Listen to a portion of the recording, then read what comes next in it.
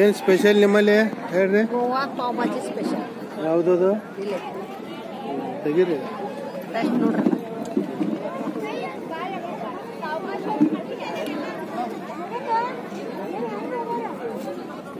ಏನು ಇದಕ್ಕೆ ಮತ್ತು ರೆಗ್ಯುಲರ್ಗೆ ಏನು ಡಿಫ್ರೆನ್ಸ್ ಐತಿ?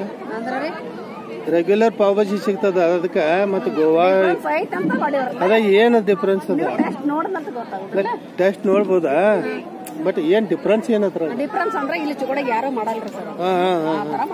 ಹೌದಾ? ಯಾವ್ದೋ ಹೋಟೆಲ್ ಸಿಗಂಗಿಲ್ರಿ. ದಿನ ಇರ್ತದ? ದಿವಸ ನೀವು ಹೇಳಿದ್ರೆ ಮಾಡ್ಕೊಡ್ತೀವಿ. ದಿವಸ ಯಾಕೆ ಮಾಡಿ ರೆಡಿ ಆರ್ಡರ್ ಬಂದಷ್ಟು ಮಾಡ್ಕೊಡ್ತೀವಿ. ಎಷ್ಟು ಅಂದ್ರೆ ಫಂಕ್ಷನ್ಗೆ ಅದು ಆರ್ಡರ್ ಕೊಟ್ರೆ ಮಾಡ್ತೀರಿ? ಕನ್ನಡ ಕನ್ನಡ ಕನ್ನಡ ಸ್ಪೆಷಲ್ ಪಾವ್ ಭಾಜಿ ನಾನು ತಿಂದಿನಿ. ಈಗ ಮಸ್ತ್ ಆಗ್ಯದ.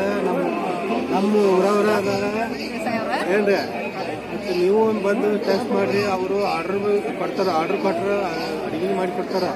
ಇದು ಸಜ್ಜಿ ರೊಟ್ಟಿ ಆಗಲಿ, ಹೋಳಿಗೆ, ಶೇಂಗಾ ಹೋಳಿಗೆ, ಊಟದ ಅಡಿಗೆ ಎಲ್ಲಾನು ಮಾಡಿ ಕೊಡ್ತಾರ. ನೀವು ಒಂದು ಕಾಂಟ್ಯಾಕ್ಟ್ ಮಾಡ್ರಿ, ತಿಂದು ನೋಡ್ರಿ, ಟೇಸ್ಟ್ ನೋಡ್ರಿ. ಸ್ಪೆಷಲ್ ಏನದ ಅಂದ್ರೆ ಇದ್ರಾಗ ಪಾವ್ ಭಾಜಿದಾಗ ಅವ್ರು ಹೇಳ್ತಾರ. ಅವ್ರ ಕೈಯಿಂದ ಕೇಳ್ರಿ, ಹೇಳ್ರಿ ಏನ್ ಹಾಕ್ತೀರಿ ಸ್ಪೆಷಲ್ ಭಾಜಿ? ಅಲ್ಲ, ಬೆಳ್ಳುಳ್ಳಿ, ಜೀರಿಗೆ, ಆಮೇಲೆ ಕೊಬ್ಬರಿ ರೀ, ಒಣ ಕೊಬ್ಬರಿ, ಆಮೇಲೆ ಮಸಾಲ. ನಿಮ್ಗ ಮತ್ತೆ ಈಗ ಲೋಕಲ್ ಪಾವ್ ಭಾಜಿ ಕೊಡ್ತಾರ, ಅದಕ್ಕೆ ನಿಮ್ಗೆ ಏನ್ ಡಿಫ್ರೆನ್ಸ್ ಐತಂತ ಮಾಡೀನಿ ಸರ್. ಅದ್ರಾಗ ಟೇಸ್ಟ್ ಇರೋದು ಬೇರೆ ಇದೆ. ಗೋವಾ ಸ್ಪೆಷಲ್ ಅಂತ ಅಷ್ಟೇ ಹೆಸರು ಐತ್ರಿ ಸರ್. ಇದು ಅಂದ್ರೆ ಈ ಟೈಪ್ ಗೋವಾದಾಗ ಮಾಡ್ತಾರ. ಅದನ್ನು ಕಲ್ತು ಬಂದು ಇಲ್ಲಿ ಮಾಡಾರ.